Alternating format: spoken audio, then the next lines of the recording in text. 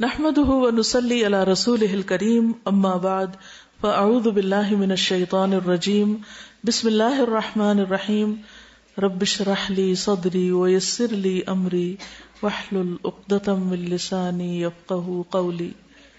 Depression کے مرض پر قابو پانے کے لیے اللہ سے اچھا گمان رکھیں، مایوس نہ ہو. یہ نہ سوچیں کہ میں نہیں ٹھیک ہو سکتی، تو کبھی ٹھیک ہوئی نہیں ہو سکتی، یہ نہیں سوچنا، کیونکہ اللہ تعالیٰ نے ہر مرض کی دوا پیدا کی. پھر اللہ کو پکارنے کے لیے اللہ کے پیارے پیارے نام لیں. وَلِلَّهِ الْأَسْمَاءُ الْحُسْنَى فَادْعُوهُ بِهَا. سب اچھے نام اللہ ہی کے ہیں، اس کے ساتھ اس کو پکارو. تو اللہ کو پکاریں اونچی آواز میں، چپ کے دل ہی دل میں دعائیں کریں. اور پھر جو آیت ہم بار بار جس کی طرف توجہ دلا رہے ہیں، هو اللہ الذی لا الہ الا هو عالم الغیب والشہادہ هو الرحمن الرحیم. اللہ کی معرفت حاصل کریں. جتنا جتنا آپ اللہ کو پہچانتے جائیں گے اتنا اتنا آپ کے اندر ایمان کا لیول بڑھے گا. جتنا جتنا ایمان بڑھے گا اتنی اتنی قوت مدافعت بڑھے گی اور ہر طرح کی ذہنی مرض سے آپ چھٹکارا پا جائیں گے. مومن کی زندگی میں غم ہوتا ہے، لیکن آخرت کا وہ غم ایسا غم ہے جو انسان کو مزید کام پر لگا دیتا ہے اور زیادہ ایکٹیو کر دیتا ہے اور زیادہ تیز کر دیتا ہے.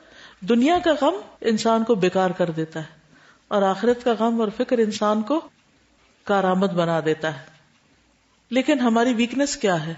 بل تؤثرون الحیات الدنیا والآخرۃ خیر وابقی. بلکہ تم دنیا کی زندگی کو ترجیح دیتے ہو، حالانکہ آخرت کہیں بہتر اور زیادہ باقی رہنے والی ہے. تو ہم سب اگر یہ چاہتے ہیں کہ دنیا کے غموں سے نجات ملے تو اپنے آپ کو لگا لیں غم آخرت. نبی صلی اللہ علیہ وسلم نے فرمایا، جو اپنے غموں کو ایک غم بنا لے اور وہ آخرت کا غم ہو تو اللہ تعالیٰ دنیا کے غموں سے اسے کفایت کرے گا، سب غم چھٹ جائیں گے. اور جس کو پریشانیاں ادھر ادھر بھٹکا کر لے جائیں، یعنی اسکیٹرڈ کان امرہ فرطا، اللہ تعالیٰ اس کی پرواہ نہیں کرے گا کہ وہ دنیا کی کس وادی میں ہلاک ہوتا ہے، وہ کہاں جا کے گرتا ہے. یعنی جو اس چیز پہ پریشان ہے، بچوں کے لیے پریشان ہے، اس کے لیے پریشان، اس کے لیے ہر وقت پریشانی کی بات ہے، تو پھر اللہ تعالیٰ اس بندے کی کیئر چھوڑ دیتا ہے کہ ٹھیک ہے جہاں مرضی جا کے ہلاک ہو. اللہ نے یہ جو ہمارے اندر پریشان ہونے کی قوت رکھی تھی، یہ دراصل ایک بڑے مقصد کے لیے تھی، اور ہم نے اس کو چھوٹی چھوٹی چیزوں کے لیے استعمال کرنا شروع کر دیا، تو مس مینجمنٹ ہوگی نا ریسورسز کی. رسول اللہ صلی اللہ علیہ وسلم نے فرمایا، جس شخص کا مقصد اور حرص دنیا ہو اور وہی اس کا ہدف بن جائے، یعنی مجسم ہو کے دنیا ہی سامنے آ جائے، اور وہ اسی کی نیت کرتا ہو، تو اللہ اس کی آنکھوں کے سامنے اس کا فقر و فاقہ کر دیتے ہیں اور اس پر اس کے معاملات بکھیر دیتے ہیں، پریشان کر دیتے ہیں اس کو، اور اس کو اس سے اتنا ہی ملتا ہے جو اس کے لیے لکھ دیا گیا ہو. اور جس شخص کا مقصد اور حرص آخرت ہو اور وہی اس کا ہدف یا ٹارگٹ بن جائے، یا مجسم ہو کے اس کے سامنے آ جائے اور وہ اسی کی نیت کرتا ہو، ہر چیز میں اسی کے لیے تیاری کرتا ہو، تو اللہ تعالیٰ اس کے دل میں غنا کا بیج ڈال دیتے، سیٹسفائی کر دیتے، مطمئن کر دیتے، اس کے معاملات کو یکجا کر دیتی کہ وہ بکھری ہوئی سوچیں ایک نقطے پہ فوکس ہو جاتی، اس کی زندگی میں فوکس آ جاتا ہے، اور اس کو پھر اپنی حاجتوں کے لیے بھاگنا نہیں پڑتا، اور دنیا اس کے پاس ذلیل اور مطیع ہو کر آتی ہے، دنیا اس کے پاس ذلیل اور مطیع ہو کر آتی. اور اگر ایسا نہیں ہو رہا تو سمجھیں کہ ابھی ہم فوکسڈ نہیں ہیں، بھاگ رہے ہیں ہم دنیا کے پیچھے.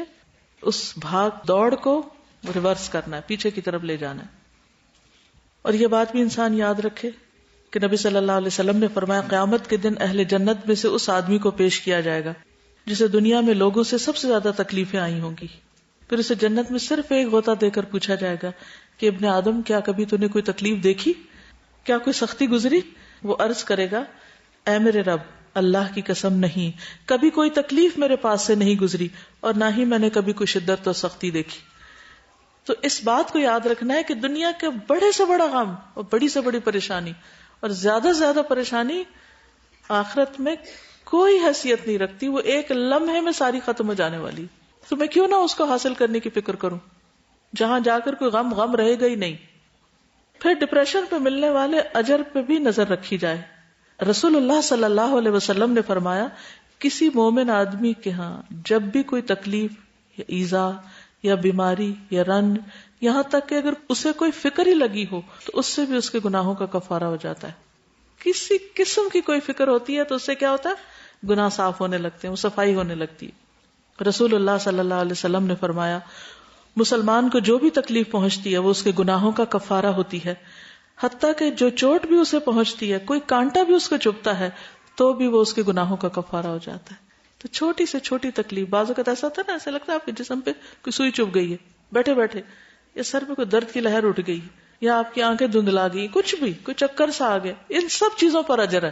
تو اس لیے ان پر پریشان نہیں ہو جانا. کچھ لوگوں کو اگر ذرا سی بھی کوئی ٹھنڈی ہوا لگ جائے یا کوئی گرم ہوا لگ جائے تو وہ پریشان ہو کے بیٹھ جاتے ہیں کہ پتہ نہیں اب ہمارے ساتھ کیا ہو گیا.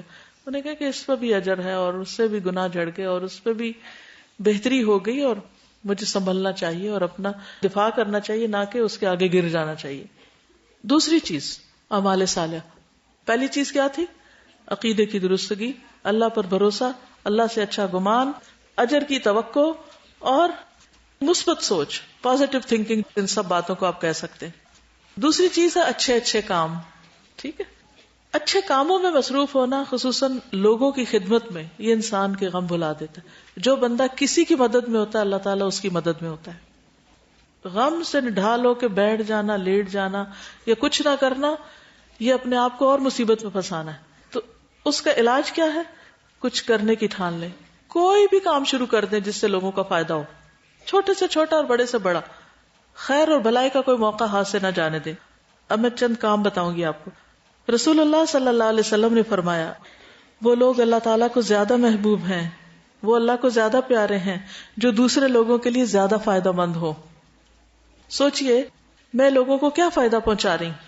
اپنے آپ سے کوسچن کیا کریں، میں اپنے گھر والوں کو کیا فائدہ پہنچا رہی ہوں، اپنے بچوں کو یا اپنے شوہر کو یا اپنے ساتھیوں کو یا اپنے خادموں کو، یہ کس کے لیے میں کیا فائدہ مند ہوں؟ اپنے ہاتھ سے یا مال سے یا علم سے یا اچھے مشورے سے یا وقت سے، کس چیز سے میں دوسروں کو فائدہ دے رہی ہوں؟ ہم میں سے ہر ایک کو سوچنا چاہیے، کیونکہ اللہ کا محبوب بننے کے لیے دوسروں کے لیے فائدہ مند ہونا بہت ضروری ہے. اور یہ فائدہ مند ہونا کیوں؟ اس لیے نہیں کہ دوسروں سے فائدہ میں بٹوروں، اس لیے کہ مجھے اللہ کی محبت نصیب ہو. دنیا بھر کے فائدے ایک طرف اور اللہ کی محبت ایک طرف. جب اللہ کی محبت مل گئی تو سب کچھ مل جائے گا. اور اللہ تعالیٰ کے ہاں سب سے زیادہ پسندیدہ اعمال یہ ہیں: مسلمان کا اپنے بھائی کو خوش کرنا، کسی کے لیے خوشی کا ذریعہ بنے، اس سے کوئی تکلیف دور کر دینا. حتیٰ کہ کسی کے سر میں اگر جوئیں بھی پڑی ہوئی ہیں نا، وہ بھی آپ نکال دیں گے تو یہ بھی اس کی بہت بڑی تکلیف دور ہو جائے گی. اس کا قرضہ چکانا. آپ کو پتہ چلتا ہے کہ کوئی شخص مقروض ہے، کسی مصیبت میں پھنسا ہوا ہے، آپ خاموشی سے جا کے اس کا وہ قرضہ اتار دیتے ہیں. اسے کھانا کھلانا. اور فرمایا مجھے کسی بھائی کی ضرورت پوری کرنے کے لیے اس کے ساتھ چلنا اس مسجد نبوی میں 1 مہینہ اعتکاف کرنے سے زیادہ محبوب ہے. کسی کی مدد کرنے کے لیے اس کے ساتھ چلنا. مثلا کبھی ایسا ہوتا ہے نا، کسی کا ٹائر پنکچر ہو جاتا ہے گاڑی کا، تو آپ کہتے اوہ ہو، آنکھیں بند کرو اور ادھر سے گزر جاؤ، کہیں وہ بلا ہی نہ لے کے آؤ ذرا میری مدد کر دو.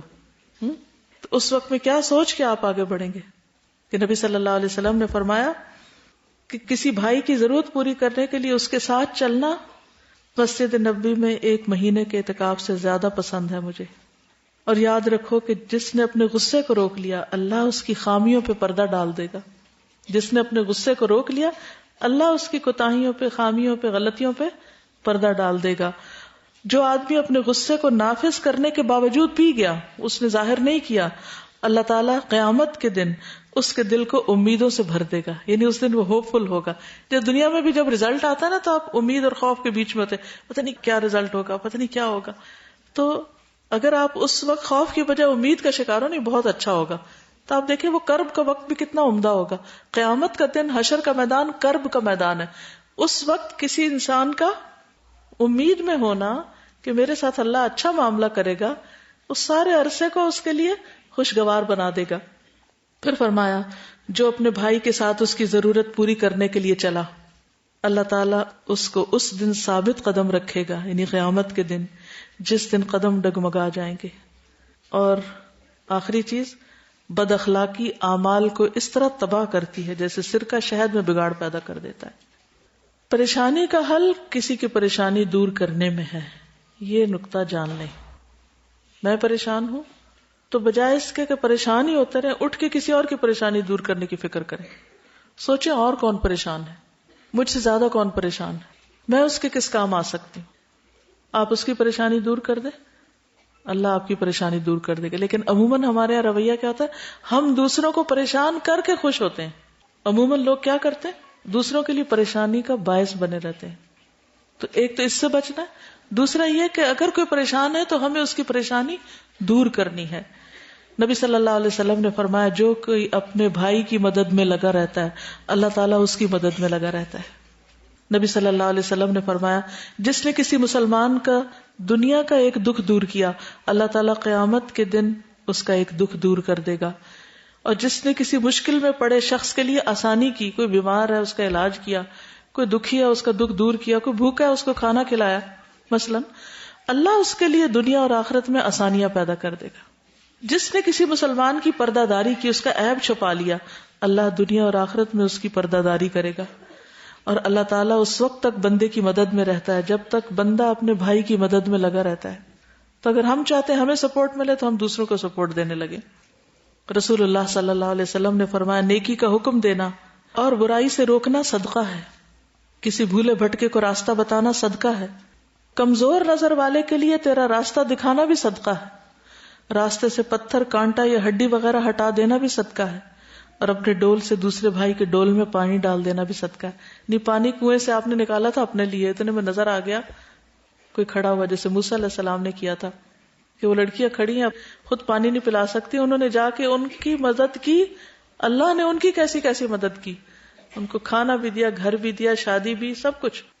تو کبھی سوچا آپ نے کہ وہ کی کیا تھی کہ ان کے اوپر اتنی رحمتیں برس گئیں اس پردیس میں، کیونکہ انہوں نے بغیر کسی لالچ کے اللہ کی رضا کی خاطر خود ایک پریشان حال بچیوں کو دیکھا کہ ان کو مدد چاہیے. ہماری نگاہیں کیوں نہیں دیکھتی کہ کون ہماری مدد کا مستحق ہے، بلکہ ہم جب دیکھتے ہیں کوئی ہماری مدد چاہتا ہے تو ہم آنکھیں بند کرنے لگتے ہیں. تو پھر ہماری مدد کیوں ہو؟ جب ہم کسی کی مدد کرنے کو تیار نہیں تو ہماری مدد کیوں ہو؟ تو ہمیں اپنے ایٹیٹیوڈ بدلنے، اپنے رویے بدلنے، تو یہ ڈپریشن کی ساری علامات سب ختم ہو جائیں گی. پھر اسی طرح رسول اللہ صلی اللہ علیہ وسلم نے فرمایا دنیا اور اس کی تمام چیزیں ملعون ہیں البتہ اللہ کا ذکر اور اس کی معاون چیزیں، اور سکھانے والے یا سیکھنے والے اس سے مستثنا ہیں. یعنی ان پہ اللہ کی رحمتیں، یعنی سیکھتے رہو، سکھاتے رہو، دوسروں کی مدد کرتے رہو، اللہ کا ذکر کرتے رہو، ایسی جگہوں پر رہو جہاں اللہ کے ذکر میں مدد ملتی ہے تو اللہ کی رحمتیں ہی رحمتیں، ساری ڈپریشن ختم. پھر دعا اور نماز سے مدد، خاص طور پر الا بذکر اللہ تطمئن القلوب.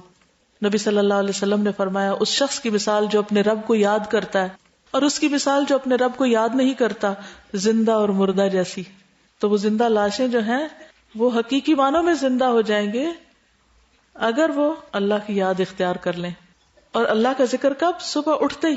وہ حدیث یاد کر لے جس میں آتا ہے نا شیطان گدی پہ 3 گرہیں لگاتا ہے جب انسان اٹھتا ہے اور اللہ کا ذکر کرتا ہے تو ایک گرہ کھل جاتی، وضو کرتا ہے تو دوسری کھل جاتی ہے، اور نماز پڑھتا ہے تو تینوں کھل جاتی ہیں، اور انسان حشاش بشاش ہو کر دن کا آغاز کرتا ہے. تو ڈپریشن تو وہیں چلا گیا جب آپ شعوری طور پر یہ کام کریں. پھر دل کی پریشانی کا ذکر اللہ سے کرنا، بندوں سے نہیں، اللہ سے کرنا. انما اشکو بثی وحزنی الی اللہ واللہ بصیر بالعباد. جو اللہ کو پتا ہے وہ کسی اور کو تو میں سمجھا ہی نہیں سکتی. حتیٰ کہ بعض اوقات اپنی ماں کو سمجھانا بھی مشکل ہو جاتا ہے کہ میں کس کرب میں ہوں. آپ بتانے لگتے تو وہ ڈانٹنا شروع کر دیتے ہیں.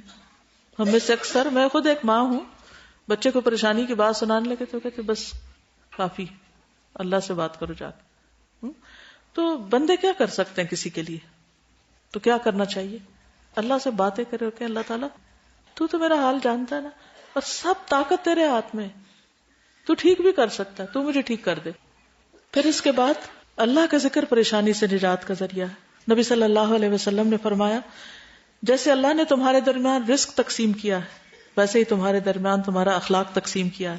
اور بے شک اللہ تعالیٰ مال اس کو بھی دیتا ہے جس سے وہ محبت کرتا ہے، اور اس کو بھی دیتا ہے جس سے محبت نہیں کرتا، مگر ایمان صرف اس کو دیتا ہے جس سے وہ محبت کرتا ہے. ایمان صرف اس کو دیتا ہے جس سے وہ محبت کرتا ہے. تو جو اپنے مال کو خرچ کرنے سے بچائے اور دشمن سے مقابلہ کرنے سے ڈرے اور رات سے خوف کھائے، اندھیرے سے ڈر لگتا ہے کہ وہ اس کو پریشان کرے، تو وہ اس قول کی کثرت کر دے، لا الہ الا اللہ، سبحان اللہ، الحمدللہ، اللہ اکبر. پھر اللہ کے آگے رونا. نبی صلی اللہ علیہ وسلم نے فرمایا 7 طرح کے لوگ ایسے ہیں جنہیں اللہ تعالیٰ اپنے سائے میں پناہ دے گا. ان میں سے ایک وہ شخص جس نے تنہائی میں اللہ کو یاد کیا اور اس کی آنکھوں سے آنسو بہ پڑے. پھر نماز کے ذریعے مدد. نبی صلی اللہ علیہ وسلم کا طریقہ کیا تھا کہ جب بھی ان پر کوئی مشکل وقت آتا فوراً نماز کی طرف جاتے. اور آپ نے یہ بھی فرمایا کہ انبیاء پر جب کوئی پریشانی آتی تو وہ نماز میں متوجہ ہو جاتے. اسی طرح اللہ کی حفاظت حاصل کرنے کا ذریعہ کیا ہے؟ نبی صلی اللہ علیہ وسلم نے فرمایا اللہ کی حفاظت کرو، یعنی اللہ کے احکام کی. احفظ اللہ یحفظ کا، وہ تمہاری حفاظت کرے گا. اللہ کی حفاظت کرو تم اسے اپنے سامنے پاؤ گے، یعنی اللہ کو یاد رکھو تو وہ ہر جگہ تمہارے ساتھ ہے. پھر اسی طرح صبح کی نماز خصوصی طور پر جس نے صبح کی نماز پڑھی وہ اللہ کی ذمہ داری میں، اللہ کی حفاظت میں ہے. اور جو نماز ترک کر دے اللہ کی مدد اس سے ختم ہو جاتی، اللہ کی ذمہ داری ختم ہو جاتی. پھر سجدوں کی کثرت اللہ کے قرب کا ذریعہ ہے. پھر اسی طرح پیغمبروں کی وہ ساری دعائیں جو انہوں نے مانگی اور قبول ہوئی، خاص طور پر وہ مانگے.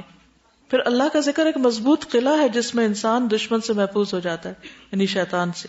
پھر پریشانی اور غم کی جتنی بھی دعائیں ہیں، ڈپریشن کی دعائیں، جن میں سے خصوصی طور پر اللہم انی اعوذ بک من الہم والحزن والعجز والکسل والبخل والجبن ودلع الدین وغلبۃ الرجال. پھر اللہم لا سہل الا ما جعلتہ سہلا وانت تجعل الحزن اذا شئت سہلا. نبی صلی اللہ علیہ وسلم نے فرمایا کیا میں تمہیں ایسی دعا نہ بتاؤں کہ جب کسی رنج و الم اور آزمائش میں مبتلا شخص اسے پڑھے تو اللہ تعالیٰ اس کی تکلیف دور کر دے گا. تو لوگوں نے کہا کیوں نہیں؟ تو آپ نے فرمایا مچھلی والے کی دعا، لا الہ الا انت سبحانک انی کنت من الظالمین. اسی طرح اللہ اللہ ربی لا اشرک بہ شیئا. پھر اسی طرح سورۃ الفاتحہ اور قرآن پاک کا کوئی بھی حصہ پڑھنا. آج کے لیے اتنا ہی کافی ہے، انشاءاللہ کل اگلا حصہ پڑھاؤں گی. السلام علیکم ورحمۃ اللہ وبرکاتہ.